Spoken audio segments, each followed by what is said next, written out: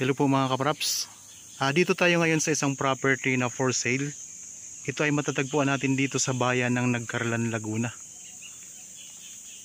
Ito mga kapraps ay isang farmland na palibot may bakod. At tabing-tabi lang po ng kalsada mga kapraps. Ito na yung property. Bali itong frontage muna ang ipapakita ko sa inyo. So napakaganda nito mga kapraps. Ang sukat ng property na ito ay 2,275 square meters. Ito ay titulado. Dito muna tayo sa pinaka boundary ng property. Ayan po ang mga katabi yung property din, mga farm din yan mga kapraps. And ito po ang pinaka boundary ng property.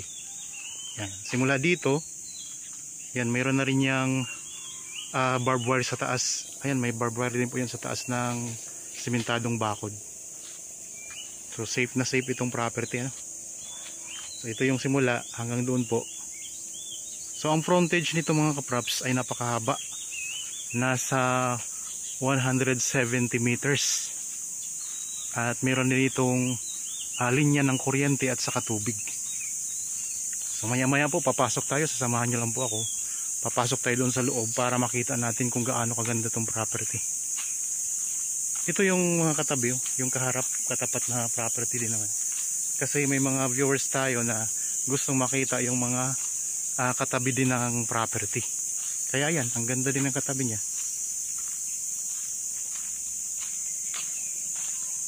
Tapos ito ay titulado mga kapraps. At malapit lang din po ito sa highway. Nasa ano lang po, 3 minutes travel time, nasa highway na tayo. So puntahan natin ang pinakadulo nito. Meron itong dalawang bahay sa loob ng property mga kapraps. Mamaya makikita nyo naman. Tapos itong kalsada ay bagong gawa lang yan.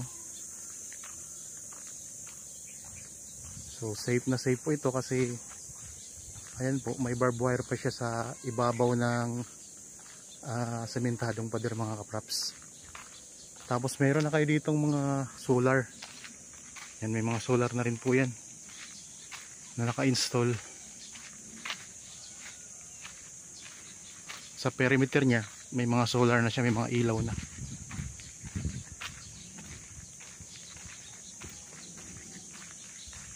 Yan, hanggang dito po sa poste mga kapraps. Ayan ang poste. So yun yung pinakadulong boundary. Tingnan natin yung katabi ng property para may idea kayo kung yan, dire-diretso po yan. May mga property po dyan, tapos may palayan dyan sa dulo. Ayan mga kapraps. Ayan, ito yung katabing property. So ayan po yung bakod nito kung i-offer ko sa inyong property mga kapraps. May mga tanim na rin sa gilid ng mga mahogany. Tapos meron na rin kayo ditong solar na ilaw. Ayan, mga mahogany yan mga kapraps. Tapos doon, so palibot na po yan ay bakod na semento. Tara, punta na tayo sa loob.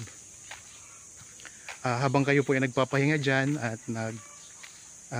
nagre-relax dyan sa inyong kanya-kanyang bahay, yan, samahan nyo po akong mag-ikot para makita nyo itong property na i-offer ko sa inyo ngayon. Tapos meron din po akong Facebook page at TikTok account. Paki-like na rin po at share. Marami din po akong mga pinopost doon ng mga short videos na baka makahanap din kayo ng property doon. Tapos yung mga kompletong video nandito po sa YouTube nakapost mga kaprops. Marami itong mga tanim sa loob.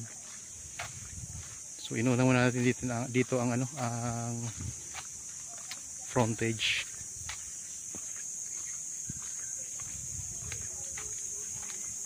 Yan, ito po, may gate kayo dito na malapad na rin.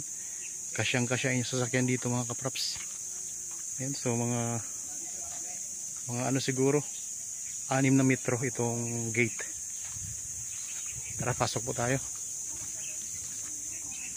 Sige, punta mamaya, tatawagin kita, kakutapin kita. Yan, dito na tayo sa loob ng property mga kaprops. So dito sa pinaka entrance ng property ay may tanim tayo dito na pine tree. Tapos ayan, mayroon kayong parking area. Mayroong tanim dito na rambutan. Tapos dito may parking area kayo mga kaprops. Napakalawak dito ng parking area. Tapos may mga tanim na rambutan. Mayroong puno ng niyog. Ito yung mga sakop na bahay mga kaprops. Yan, mayroon ditong isang bahay. Tapos doon mayroon din. So titingnan natin yan mamaya. Dito muna tayo sa may dulo.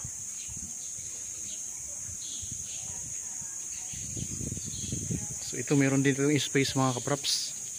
Pwede kayong mag-alaga dito ng mga manok. Kung ayun, may mga alaga silang ano dito, mga itik mga kaprops. Yan, meron ditong lansones. Ang gandang property. May maliit na puno ng mangga na bagong tanim. Ito maraming rambutan.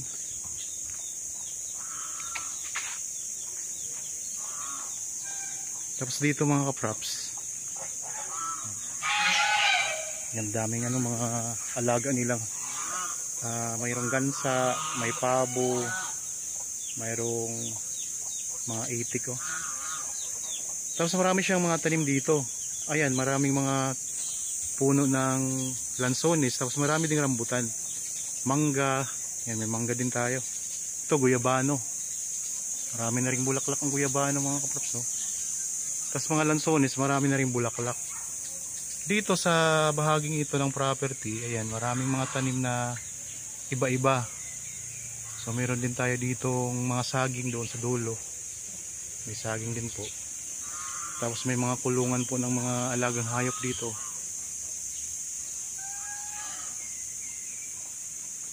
Ito. So lawak-lawak din to kasi 2,275 square meters ito mga kaprops. So ayan, naghalo-halo yung may pabo, mayroong manok, mayroong gansa, itik, meron din. Yun, tingnan nyo po mga kaprops, so palibot na siya ng bakod yan. Yan, palibot niya ng bakod. Kaya wala na kayong problema sa bakod dito. So develop na siya mga kaprops na property. Yan sa bandang likuran oh. Ayan, mayroon ding mahogany mga kaprops pala dito. Ayan, may mahogany din. So di lang tayo makakapasok doon kasi baka makalabas tong mga alagang mga alaga nila na mga manok, tapos gansa, mayroong pabo, itik. Yan. Ang mga kaprops, ang bakod nila ay lampas tao to. Ito lampas tao to mga kaprops. Yan, lampas tao po yan. Tapos may dito. Meron pang barbed wire. Kaya safe na safe ito mga kaprops. Okay. Dito tayo sa Tapos dito meron pa sila ditong space oh. Yan, may malaking space dito. Tanong natin kung anong nilalagay nila diyan. Yan, meron ding puno ng langka at saka santol. Yan dito sa bungad ng property mga kaprops. Meron tayong dito, rambutan. Yan sa bandang gate yan mga kaprops oh. May rambutan tayo. Meron tayong langka. Tapos meron tayong lansones. Dito mayroong puno ng santol. Tapos dito, kuya, ano nga to dito kuya? Po. Ano po ito dito? Bahay po ito? Bahay din po ito? Ito po? Ha?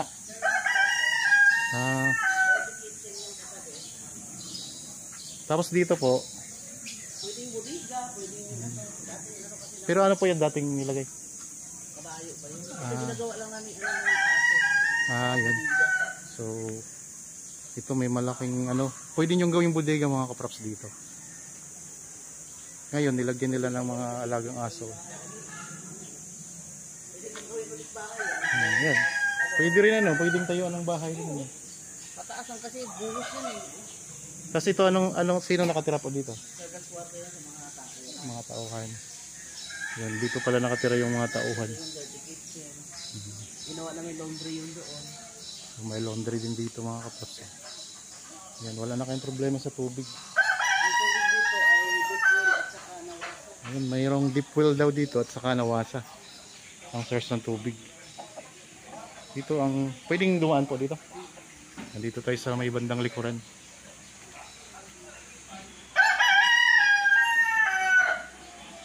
So ito yung pinakalikurang bahagi ng property. Electric tank ng dito lang. Ayan. Pwede ka kang dumaan doon? Pwede ka lang ito. Ito yung pinaka-dirty kitchen ano? Hindi, yun ang dirty kitchen. Yun ang dirty kitchen. Ito, in-extension lang yan eh. Lahat to nakaano. Dito sa likurang bahagi, mataas ang pader no? Ayun no? Mas mataas po siya. Mas mataas siya kaysa doon sa harap no? Parehas lang. Parehas lang. Pinaasan. Lahat nakapaikot na ito ng solar. Ito yung master bedroom. Yan, ang daming mga tanim dito. Maraming mahogani nakapain. So pinataasan siya, dati ganyan lang siya, pinataasan pa siya no? Mas mataas na. Tapos may barbed wire pa rin. Tapos mahogani, maraming mahogani sa palibot. Ang mga rambutan, puro may mga ano na yun, namunga na. May madaming bulaklak na rambutan. So ang daming bulaklak. Mga namunga na rin. Ayan o. Ayan o, yung mangga na yan o. Oo nga no. Ayan mga kaparps, oh, maliit lang na mangga. Nakakatuwa siya, meron ng bunga. Ayan. Ilan ang bunga nito? Dalawa. So, yung iba naman na nakatimon din yan, may mga bunga din o. Mga dwarf. So ang ganda mga kaparps ng mga mangga dito. May mga bunga na siya, ang liliit pa. Papaya. Nakakatuwa. Oh. Yun o, puro bulaklak yung mga rambutan. Lansones pa. Ito kalamansi, may kalamansi din. May ano din. Alin dito ang orange po? Ayan o. Ito. Ay ito, may bunga na rin ang orange yan. Yan, meron ding orange mga kaprops, may bunga na rin. So maraming tanim dito. Sa tanim pa lang ay panalong-panalo na kayo dito. Papaya, yung papaya. Ito guyabano.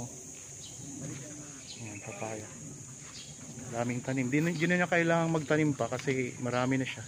Marami ng tanim. Ito may papaya, kalamansi. May dalanghita din ba to? May dalanghita din. Tapos ito orange. Ito ang orange mga kaprops. Ang baba ng puno niya. Ito pala yung puno ng orange na ganito. So dito tayo sa may bandang dulo mga kaprops. Ito yung pinaka harap ng kalsada. Yan. Yan yung barangay road dyan. Yung pinanggalingan natin kanina, yung pinaibay natin yung frontage, yan po yun. Ang ganda pa ng mga rambutan dito, mabababa lang. So mabilis lang siyang pitasin. Akyat ka lang ng konti. Ayan, mapipitas mo na. Meron ka pang hagdan oh. Yan, may hagdan ka pa mga kapraps. Ayun o, yan naman. Yung buko na yan. May ano din. Ito, may papaya kayong malalaki ang lahi nito no? Mahaba tapos malalaki. Ito orange din to mga kaprops oh. Ito pala yung puno ng orange. Ngayon lang ako nakakita nito ah. May atis pa dito. Ito kalamansi, may mga bunga na rin. Tapos dito may atis. Dami. Ito ano po ito? Santol. Santol, Bangkok. Santol, Bangkok ang lahi nitong santol. Tapos may langka. May durian din. Saan po? Lolo. Ito, mayroon kayong chiko, no? Chiko, ha? Ang daming mga tanim mga kaprops, sari-sari. Dito sa gilid, ayan, may mga mahogany. Tapos meron din tayong rambutan dito. May papaya pa. Mga gabi. May mga gabi din mga kaprops. So, tanim sila. Tapos palibot na siya ng solar. Ang galing. Ganda. So may puno ang papaya dito sa gilid. Tapos may mahogany. Then may solar kayo dito mga kaprops. Palibot na siya mga kaprops ng ilaw na solar na. Wala na kayong gastos sa kuryente sa mga ilaw dito sa palibot ng property. Yan, ito yung pinaka corner ng property. So yan. Palibot din po yan ng barbed wire mga kaprops. Bukod sa sementado, mataas na pader, palibot na rin po siya ng barbed wire.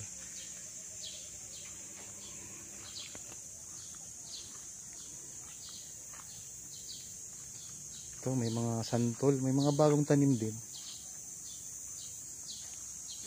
Tapos dito nyo nilalagay mga kambing. Mga kambing, ayan, may mga kulungan din ng kambing. Maganda mga kaprops, talagang develop na. Ayan o, kambing.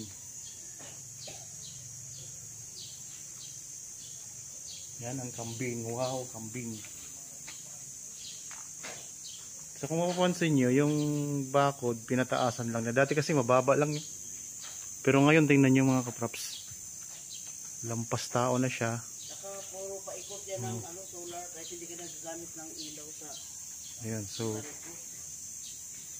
less expense na kayo dito sa ilaw, no? Sa gabi wala nang ilaw. Yan na lang. Ayan ang mga props, palibot na siya, may ilaw na, solar. Hanggang 6 o'clock. Diretso po yan doon. Nauubos siya 6 o'clock, sakto. Oo. Ang galing, ano. So Maliwanag na. hanggang, at saka pagdating ng 6 o'clock, charge na naman kasi may ano na naman, araw na naman. Ito mga kaprops, may mga mahogany din dito. So halos palibot yata. So, halos palibot, paikot. May mahogany maliban sa harapan, ano. Oo. So meron din pala ditong puno ng niyog. Ang daming bunga. Yun po. Daming bunga, oh. So ilang puno ng niyog to? 2, 4. Mga maliliit po iba May mga tinanim pa na maliit. 4 na puno na malalaki. Tapos may mga maliliit pa silang tinanim dito. Ayan. So dito tayo mga kaprops. Ito marami din dito mga ano. Ano nga po ito? Kakao. So may mga kakao silang bagong tanim. Ikaw lang nagtanim dito? Hindi, may ibang hardinero dito. Ibang hardinero. Kaya nga kasi nag-uulan. Ano ang pong tawag dito? Yung mabango to eh. Balanoy. Yan, may balanoy dito. O sa sangig. Sa Bisaya, sangig, no? Oo. Kasi Bisaya ako eh, sangig sa Bisaya. Yun, may kasama pala ako ditong Bisaya. Tapos may tinanim sila ditong ampalaya, oh. Yan, dami na nga ng yung sangig na yan, nagkalat. Hindi ko na So, pinupuno. kapag nabili nyo to mga kaprops, ayan, ang ganda na siya. Pwede kayong mag-garden pa dito. Habang kayo ay nagpapahinga sa inyong bahay, wala kayong trabaho. So dito, mag-garden po kayo. Yan. Ito yung durian, di ba? Hindi, yan ang durian. Parang pareho lang, no? Yan, ay palang durian. Mukhang durian kasi yun. Ayan, ito may durian silang bagong tanim dito.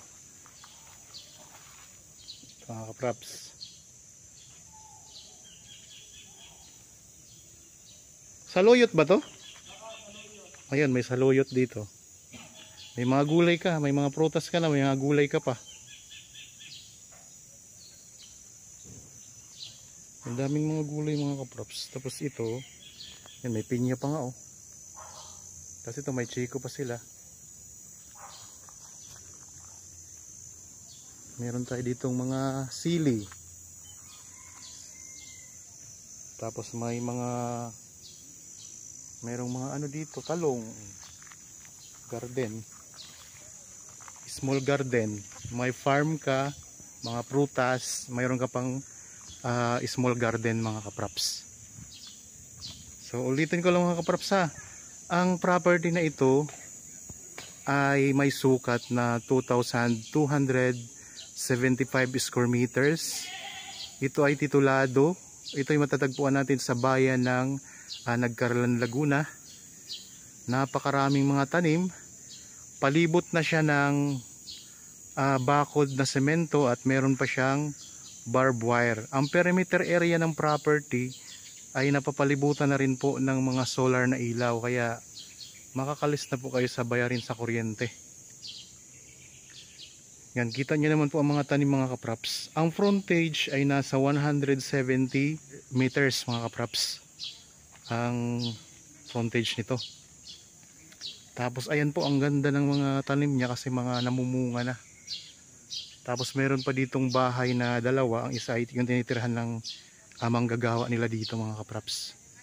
Meron pa kayong kulungan ng mga kambing, may kulungan kayo ng mga aso, tapos may kulungan ng yun kanina na pinakita ko naman yung kulungan ng mga ano po, hitik, mga pabo, may alaga sila dito, manok. Tapos may gansa pa, yung mahaba ang liig. Sari-saring mga prutas mga kapraps. May orange nga, yung pinakita ko kanina mga kapraps. May orange dito eh.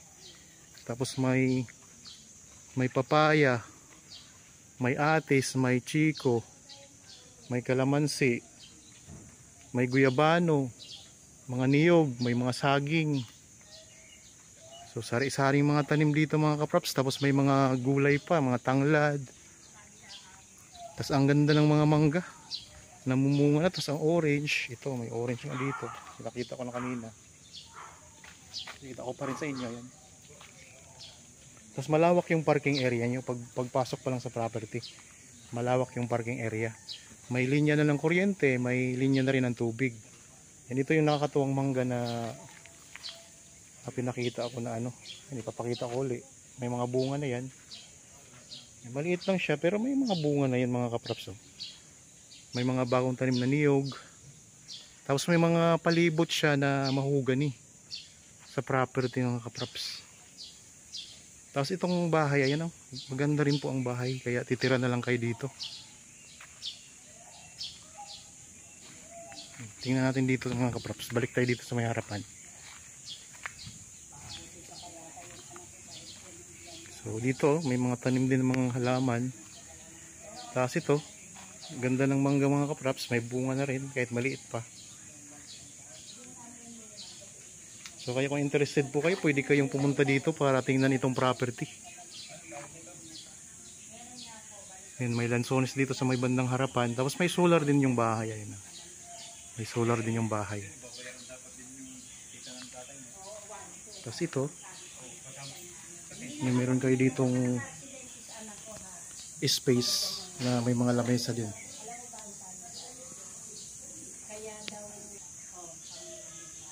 Tapos mga kapraps, ayan o.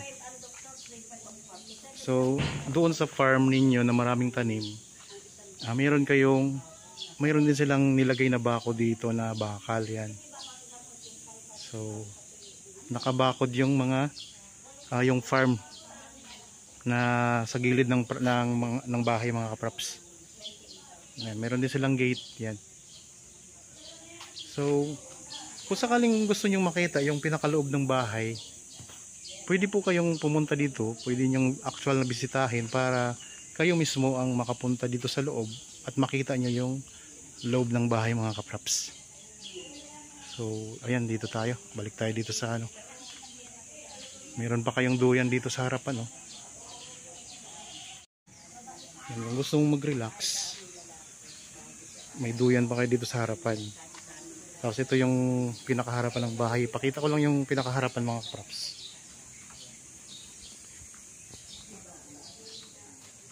Ayan siya.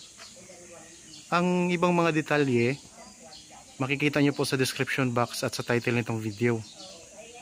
Tapos po, kung sakaling may mga gusto kayong itanong, pwede kayong tumawag sa amin. May mga contact details tayong nakalagay sa screen ninyo. Mayroon tayong Viber, cellphone number, at saka Facebook Messenger mga kapraps. Yan, may terrace kayo dito na malawak. Parang nilagyan nila ng extension para malawak yung space. Okay. Yan, dito na tayo uli ngayon sa may pinaka front ng gate. Yan, yung pinaka front ng gate mga kaprops. Yan lang ang gate oh.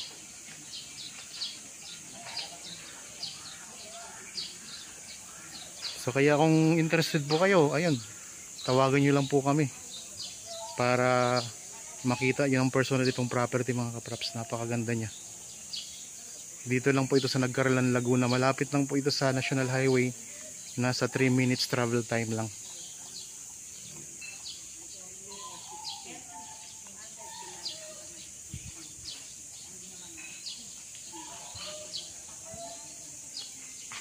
Yan, okay po mga kaprops. Sa mga bago pa lang sa aking channel at napadaan lang dito sa aking channel, huwag niyo pong kalimutang mag-subscribe at pindutin na rin po ang notification bell para maging updated kayo sa mga bagong property na i-offer namin sa inyo. Maraming salamat po. Lagi tayong mag-iingat at God bless po sa ating lahat mga kaprops.